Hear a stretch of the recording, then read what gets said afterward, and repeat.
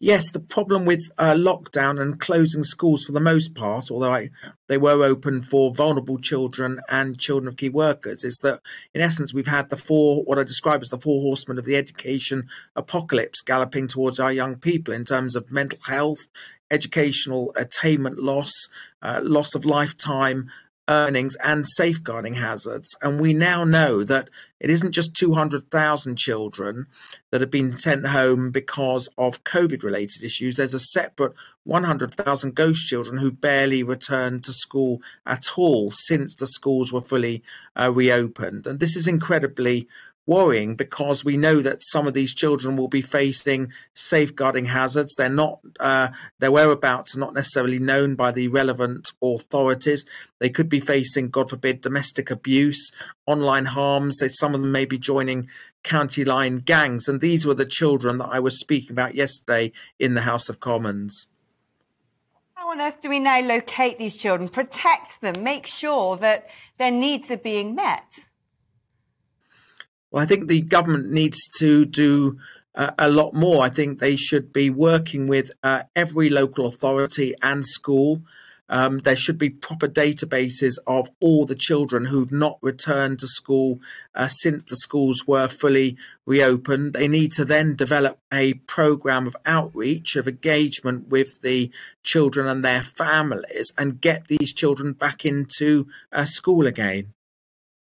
Do you think that your party, this government, has a bit of a problem when it comes to understanding the reality of situations for a lot of families out there who can't afford to feed their kids and might desperately need free school meals, that there was huge pushback against that campaign, who don't seem to own multiple laptops for all their children sitting at home having to do distance learning, who might have to go to work and therefore can't be at home to oversee their children during lockdowns where schools are shut. And here you are, another problem created by government policy where the forgotten children are essentially once again just being forgotten.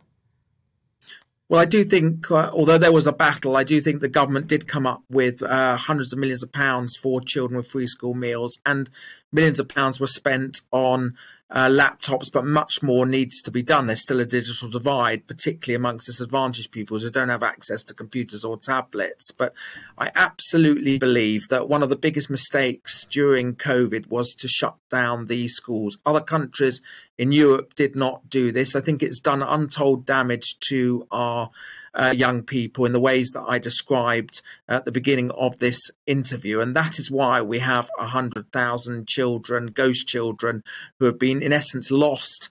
And we don't know what is happening to those children. A lot more needs to be done, a lot more support given to those families, work with local authorities.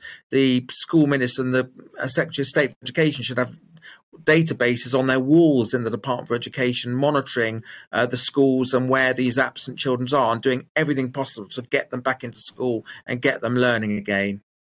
You say they should do this, which I absolutely agree with. I mean, no child's life should face, long-term irreversible destruction as a result of government policy. But are they going to do this? And are they going to do this? Are you confident that the government will now pull out all the stops to make sure that these 100,000 ghost children are located and looked after?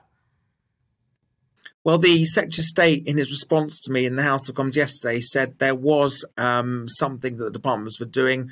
There's a team that's been set up to try and solve this problem, but I think it needs to be rocket boosted. I think this has to be a priority. I always think as a society, we spent so much time focusing on the NHS, understandably, and the NHS has a long-term plan.